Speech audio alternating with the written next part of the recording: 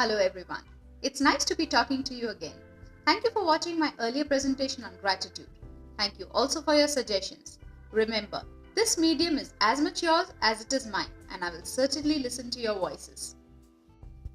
This time, I will talk about values and how values shape our behavior. Wait, what are values? What is important to you? I know, we rarely think about values. Believe me, we are exhibiting and demonstrating our values every moment, whether we realize it or not. Let us break this down a little to make it easier to understand. Values are anything about which we feel strongly. If our parents and teachers have taught us always to tell the truth, we develop the habit of telling the truth. What is more, we develop a dislike if we detect that someone is lying to us. Thus, values work both ways. They can impact us positively or they can impact us negatively. Values can also be standards to guide our actions. We all like to be law-abiding citizens. If we believe that respect for the law is important, we have another value. In this case, we will not ignore a traffic signal, we will not harm anyone, and we will show deference to authority. Just feeling that someone or something is worthwhile shapes another set of values. When we accept the fact that we share this planet with 7 billion other people, everyone becomes important. We develop qualities such as kindness, respect, and compassion. These in turn get reflected in how we behave towards others. What do all these mean? Values help us to set goals. If honesty is one of the values we cherish, we will never resort to dishonest means to achieve our goals. Values guide us in making decisions.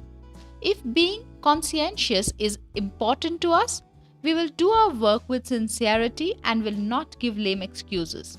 Ultimately, values shape our behavior.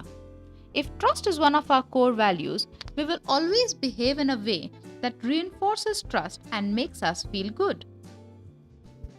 Let us try a simple experiment. Assume that your friend is visiting you and is staying with you. A stranger who looks dangerous, he is holding a gun, knocks on your door. When you open the door, the stranger asks menacingly whether the friend is with you. Looking at the stranger's behavior, his obvious anger, you are sure that the stranger wants to harm your friend. How will you respond? What will be your behavior? Think before you answer. If you believe that telling the truth is important and you tell the truth, the stranger may even kill your friend. On the other hand, if protecting your friend as a matter of trust is important, you must lie to the stranger. What would you do? I'm not suggesting there's a right or a wrong answer. All that I want you to appreciate is the dilemma we face every day in dealing with what is important to us and what is beneficial to us. The two often contradict each other. Deciding each situation is tough, but you cannot escape making the decision. Okay, let us try a simpler experiment. Let us say someone gives you 1,000 rupees. You can do whatever you want with the money. What will you do? Just remember that your values will determine what you do with the money. Buy new apparel for yourself? Give it to an organization that provides food to the hungry? Buy books for a friend who cannot afford to buy books? Go to a posh restaurant and eat whatever you want. The choice is entirely yours. Think about it before you decide what to do with the money. The choice of these examples is not an accident. They tell you how difficult it is to make choices in certain situations. If we have developed a set of strong values, we will find that choices are easier to make. Do you want to understand how values shape our behavior every day? Make a list of things that you did yesterday, and if you can remember, all last week. Now try to figure out which value that you cherish shaped which action. You don't have to show the list to anyone. Be honest to yourself. Include actions where you behaved contrary to your values.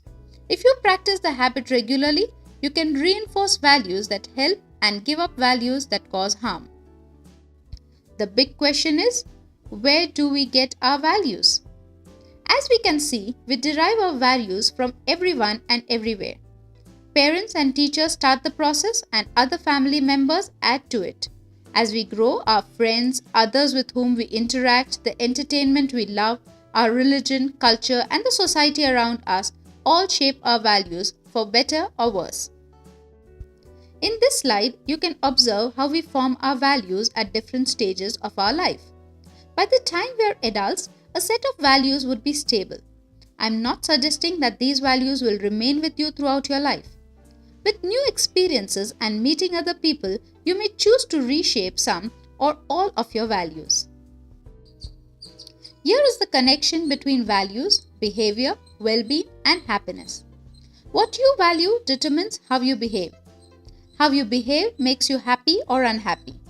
If you start with a set of positive core values and hold on to them, even if they cause you pain sometimes, you'll feel good, physically, mentally, and emotionally. You can always reshape your values for the better as you learn and experience life. Values can be of several types. We have moral values, the notion of right and wrong. Then we have material values, which is more important, having a good education or having a nice car to move around. Some values are intrinsic. They are part of what we are. Intrinsic values include truth and honesty. Some values are extrinsic, how we behave with others.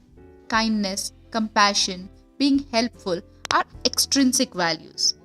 Other values are universal. These include respect, courtesy, and trust. I expect you have a question for me. We understand values are important. Are they vital for our well-being? Absolutely. On the roof of one of the largest airports in the world is this beautiful quote carved in stone. If you don't stand up for something, you may fall for anything. If we do not develop a set of positive values, our lives are likely to go astray and we will be miserable. As a final thought, please do this. Make a list of values that are important to you. Live by the values in everything that you think, say, and do. See the magic in your life. See also the magic in the lives of those who mean a lot to you. Discover the change you can make in the world.